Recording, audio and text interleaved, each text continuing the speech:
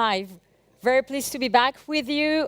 I'm very enthusiastic this morning because we are running a lot of startup pitches, and it's a great way to emphasize the fact that it is possible to combine business, sustainability, performance, design, quality, and heritage if you just decide it. So the next speech will be run by Nicolas FREUDIGER, the CEO of ID Geneve Watches. Please welcome on stage Nicolas. Hi, Nicolas. The floor is yours. Thank you. Thanks a lot. Good morning, everyone. Very pleased to be here with such an introduction from Stephanie. Thank you. It's early in the morning. We're in a small group, so let's exchange if you have any questions as well. Happy to answer it. I'll tell you a bit more about what we're trying to do within the industry. So we start with our tagline, which is to wear our conviction on the wrists. The whole idea of ID Geneve is really to develop a new identity of luxury in 2022. And we came with this idea that luxury should be redefined. Actually, we know we're at the tipping point of luxury, and it needs to take another role within the different industries. So first, a couple words about the team, the founding team. So I'll start with Cedric. So we have Cedric, we've known each other since we're 4 years old in Geneva. So we're really, we go a long way. He's the watchmaker. He's our technical director. And then we have Singal, which is the artist behind ID Geneve. And myself, with a background in hospitality and corporate, I am the entrepreneur. So you see, there's no, there's really 3 competences that are here to build this watch brand. Right now, we grew up the team to 6 within the last year. So let's talk about this industry a bit. And I always like to showcase those 3 pictures. Because 10 years ago, you know, who would have said that Porsche would launch actually an electric, 100% electric vehicle, you know. So for us, that's quite amazing to see.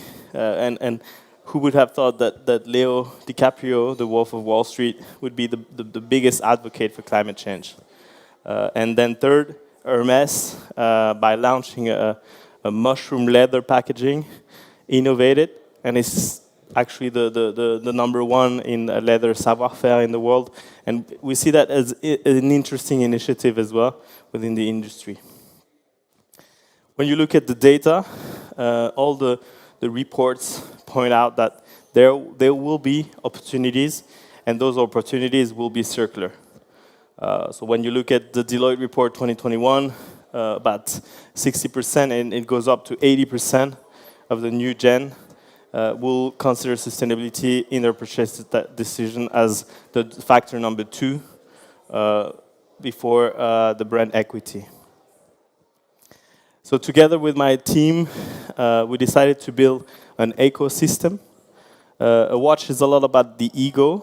So we said, you know, how can we take this ego and move it to an ecosystem?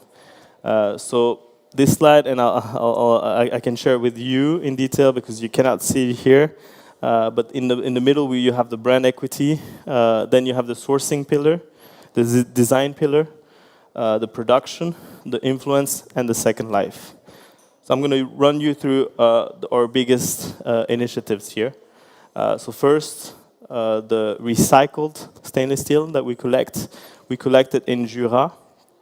In the Jura region, we set up a network together with our partner Panatta of about 40 companies that gives us their waste. So we've been really collecting this waste, isolating this waste. What we take here is the quality 4441. Through that work, we realized that the first contributor in carbon footprint is the extraction, the soil extraction. So we said, how about going up to 100% recycled to make sure we eliminate that? You will see that we took as well a second step, because the second contributor is the energy you need to remelt the steel. And the third one is transport. We like to have as well a brand identity that is quite different from what you see. So here on the left, you are in Reconvilliers. This is the recycling facility we work with in Jura. And on the right, of course, you have what I like to call a luxury piece in a luxury setting. Regarding the straps we partner with Vegea in Italy to launch the first watch strap made out of 80% wine residue. Here we're still at 80% eco-composite and 20% PU. I think it's very important to say this is what the Americans called pleather. It's a mix between plastic and leather. It's what I call the first alternatives to plastics. As a second step, and we launched it early this year, we launched the first compostable strap made out of 100% vegetable compost. And here we partner up with Biophilica in the UK, which is a very innovative startup, has an amazing team, and is actually a spin-off of the Royal College. So those are designers that started working as an alternative. And I call that really the next generation of materials, which don't contain any PU. And I think this is actually the way we should focus going forward with the different products. Then let's talk about the movements. The movements, we source exclusively the movements from our old stocks. We refurbish them completely, clean them, and reassemble them. There's no compromise in quality, but aesthetics can vary because of the finishing of the movements. And we like to tell that story, that a movement within a different collection can be a bit different because it's actually comes from different lots of movements that we buy that are certified refurbished. Then talking about the design of the watch, I think here we really focus on modularity and evolutive design. The idea is, how can we extend to the maximum the life cycle of the product? And for us, modularity is very important. And you will see at our stand as well, we have a novelty. On the lateral sides, we have wooden sides. And the idea here is to is not to go into gadgetization, but really going into modularity to extend the life cycle of the product. Then we have our packaging, which is made out of recyclable mushroom, so mycelium. This is as well a startup from the UK called Magical Mushroom Company. And then here we worked around the functionality of the packaging. So as you see, the box is already in the shipping carton, so we don't have double boxing. And inside, so the part of the mushroom is actually compostable, and you get to keep the part in the middle, which is a travel pouch made out of wine residue. So here, the whole ceremonial of luxury is important, but we really focus on functionality. Then together we built a digital platform from scratch, basically. So when you purchase an ID watch, you get some circular coins. And on our platform, there's 3 pillars. You have a maintenance platform, a modularity, and a second-hand. Today we talk a lot about second-hand in the salon. What we're trying here is really to take that as a priority from the start of the brand, and really to embed that in our DNA. So in the second hand, you have 2 choices. Either you can sell the watch back to the community, or you can have a cashback option where we will purchase the watch again and make sure we can refurbish it. And while you sell it to the community, we can be the ones who are going to refurbish the watch and certify it and authentify it.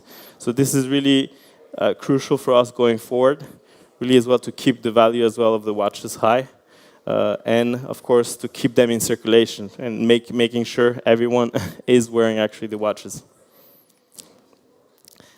We have everything within 200 kilometers radius productions, except the straps made in Portugal for the cork, and the Magical Mushroom Company in London. So we've started with our first collection, Circular One, 5 dials, 3 sun brushed, 2 mineral textured dials that are actually laser engraved to use less chemicals. And this is the newest collection we have with the vegetable compost trap. And here is going again on a quest to more circularity. We took a step further by having the first watch made out of solar steel. So this is as well with Panater that we've been working on. And the steel has an impact, carbon footprint impact, 165 times less than the industry average. And I'm always comparing to the 4441 quality, which is the Rolls-Royce of stainless steel. And I'm always comparing to the average of the industry, right? Our ID Lab, we have at the ID Lab at the center of everything we do at ID Geneve. We co-develop new materials sourced from the circular economy for the watchmaking industry. And yesterday, we launched the first packaging made out of seaweed within the industry. That's one example. And we have about a dozen conversations with startups across Europe and the US mostly. And we're really working on different materials, such as zinc and fiberglass as well for dials. And have a different collaboration with artivists, universities, and established heritage brands. We're working on a project with an established heritage brand of a co-branding on a product. How did we launch our project? We had the launch in December 2020. I think for us it was quite challenging. The small anecdote here is that it was during the 3rd wave of COVID. As you can see, there's still masks in the room. That was the only event we could do in Zurich because it was limited to 50 people. But where we innovated is that we built 2 showrooms in the center of Geneva and Lausanne, and we could actually receive people in smaller groups. And actually this allowed us to generate more sales because it was really more qualitative time with our guests. So actually that was quite a success. We did a crowdfunding campaign and reached 100% of the objective within the first 2 days. And after that we reached about $500,000 in pre-sale for the first collection. So that was really, as you can see as well, and in our stand, we really liked from the start showcasing the different materials we work with. Because in the end, for us, it's all about traceability, right? So if you can trace back this watch up to the waste we were collecting, this surplus, and put it together in the same room, this is for us really the ultimate test of the best traceability. We started this year with our first watch salon. Again here, just the holistic aspect of it. Everything, for even the partnerships we had with e-cargo bags, was really in our DNA of circular economy. And we brought the press. We could bring the press as well to have a zero waste launch in a solidarity restaurant in Geneva. And it was quite successful. This slide really showcasing as well that, of course, we have a good media traction. But what's interesting for the watchmaking industry is that we're talking to a different audience, right? We're talking to the sustainability audience. So as we've seen, we've been present at the Conscious Festival, at the Change Now Summit in Paris. So we're bringing the watchmaking industry in another audience. And most of let's say some of our customers, actually, when they come to us, they are saying, I would never considered buying a luxury watch, but now with your convictions and the values you convey, I actually see a potential for luxury watchmaking to play an active role in the ecological transition. A couple extracts as well from the media. Of course, we see now Leo as one of the best advocates for that, and we have an ambition within our team is really to have him as an ambassador within the next 3 years. So right now it's probably almost one and a half years. So we're still on track to get that done. And of course here it's about really taking that leadership in eco-innovative watches, and this is why we want to build retail with our partners, and we will launch 2023 with Watches of Switzerland in the UK and the US. Another media extract, I think, that helped us a lot, it was the endorsement of WWF Switzerland as one of the best practice, quoting us as one of the best practice within the industry to try and bring more circularity within that space. Again, I think yesterday I talked about agitators, startup being agitators. Our role here is to accelerate the transition. There's a ton of good initiatives within the industry, but we are here to be the spokesperson about those topics. And we like to call that accelerating the transition. So we do it, of course, with the industry, with panels talking about what we do. Of course, with recognitions, where we won a couple of prizes last year and this year. Collaborations, so here we were at the Alpinexstadt with a special menu, Michelin star menu, meeting actually the zero waste watchmaking. And we did a pop-up for 10 days in the hotel and coupled that with the Michelin star menu. And we were at the Conscious Festival in Paris. Politically as well, I think it's important, we're in touch as well in Bern and in Geneva with politics to accelerate the norms around circular economy within Switzerland. Last but not least, we built a circular framework, and on December 8th, I've invited 5 brands, 5 top heritage brands to join us in Geneva and discuss this framework. So we'll be discussing how do we measure circularity, because of course this is a pitch that because we're raising funds, but next to our business plan we have what I call the impact roadmap, is how do we make sure in 5 years' time we will be more circular.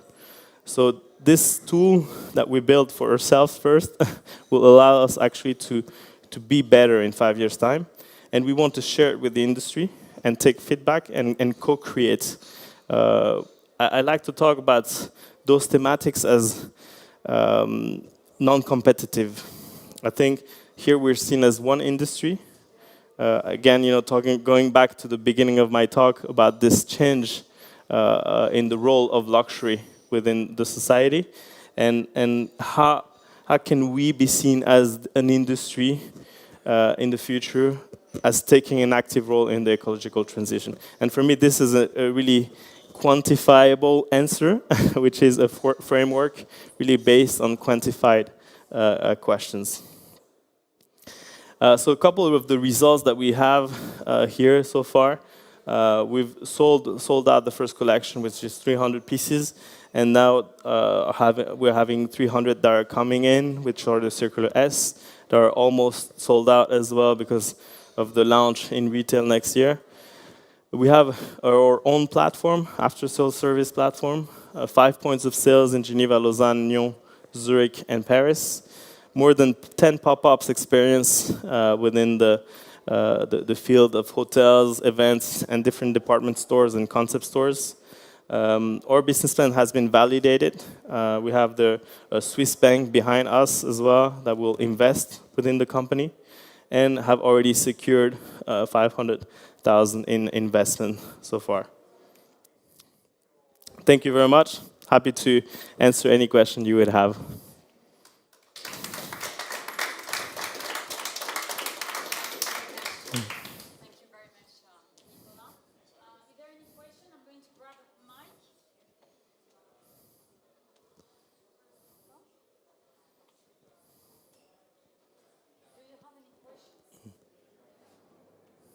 I think it's great.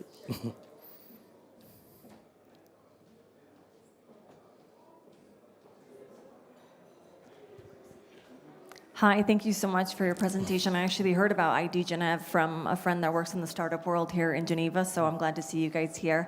My question would be, what would be your biggest barrier to customer acquisition? This is a very, very good question. I think, and this comes back to who are we targeting, and I think I spoke before about the person who's not part of the luxury universe and that comes in and this is their first buy.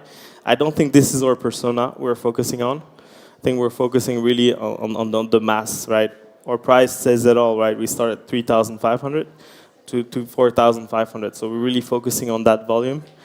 So the biggest barrier, I think, is as a startup. I mean, we're just starting up, and of course, it's visibility, it's building, right? It's really building this brand equity, right? I'm a brander. I love brands, and in the end, a brand is the perception of the people, right? Of what they think about you, and this takes time, takes efforts to get known, and of course, but we've been having really a tremendous success so far in visibility, thanks to the community that has been really been supporting us as founding members. Any other questions?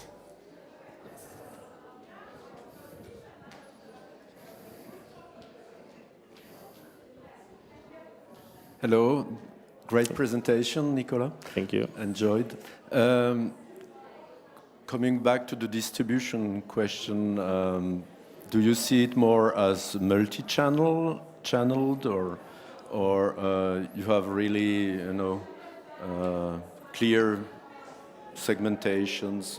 We want to sell to those retailers, not to others.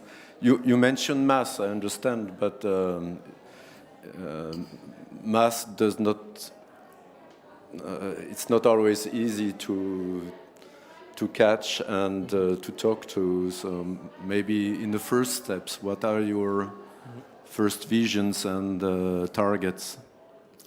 I think for us, I mean, my background, I was digital and e-commerce manager at Coca-Cola, right? So I was like leading all the digital initiatives, and but I'm passionate about watchmaking. I've been taking holidays to go to Basel World since 2012, right? 2011, and every week.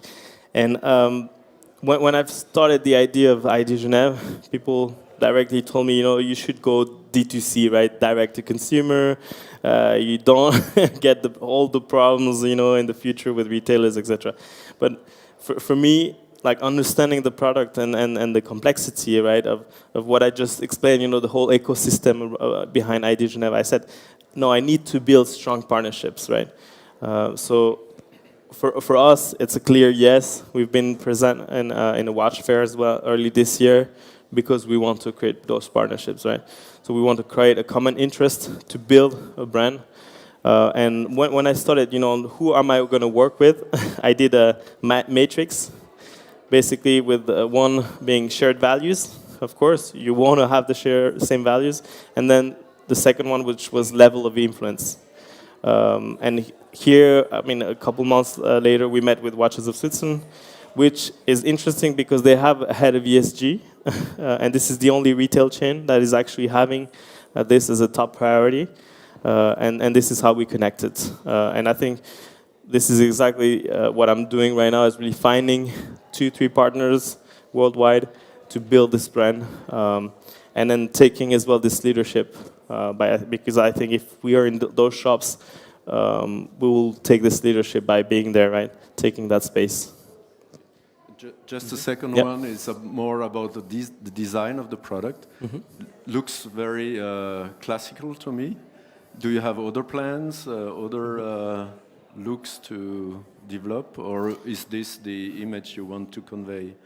No, I think I haven't spoken about a lot about the design, right? Because the designer is not here, but really, it was the objective, right, to be, of course, durable in the long term, with the design that is quite elegant, timeless, but as well, in the end, not to go through it and lose an identity, right? Because we want to create this identity whereas when you wear an ID watch, we can see it's an ID watch, right, from 10 meters away. So it was really this balance that we looked for. Now, if you look, if we go back just to the watch, let me see. If we take it, this one here, for example. So in the identity of the watch, you always have this queue d'aron, so la queue d'aron, the dovetail in English exactly, which is a symbol of durability, right? Because right now in the furniture building, what you build is the IKEA stuff, which is really taped together, right? But at the time, real quality would come from really dovetail going inside of other compartments. So here you have this dovetail here on the logo as well, on the indexes, on the hands, on different aspects of it, and it's really symbolizing durability and the quality of a product. Hope I could answer a bit more the question. So next year we're coming up with two new collections, Circular 2, which is a smaller diameter, and Circular D as a diver watch. 41, yeah. I do have here a question. And what about women? What about, sorry? Women. What about women watches? Exactly. So we're genderless. We're gender neutral. We have already about 15% of the community wearing that are women. We never had this barrier, right, saying we're going to launch a watch for men, a watch for women. Next year, we launch a watch with a smaller diameter. But I have men already lined up to buy it as well. We will launch a 38 millimeter next year. So it will be presented at Time to Watches next year. Thank you very much, Nicolas, for this amazing pitch. I mean, you showed this morning how it is possible to, even in a very complex industry, to, embrace so many innovation. I mean, you cover in every step, stage, and aspect of your company, you have and you think in a very innovative way, and this is truly impressive. And your last slide is really demonstrating the fact that what you do is really different, and I truly believe that your company is a true reflection of who you are, what you believe in, your vision, your values, and for that, a big applause for Nicolas. Thank you, Stéphanie. Thank you very much. Merci, Nicolas. So let's continue the journey with another amazing startups. We will start in 5 minutes with My Tribe.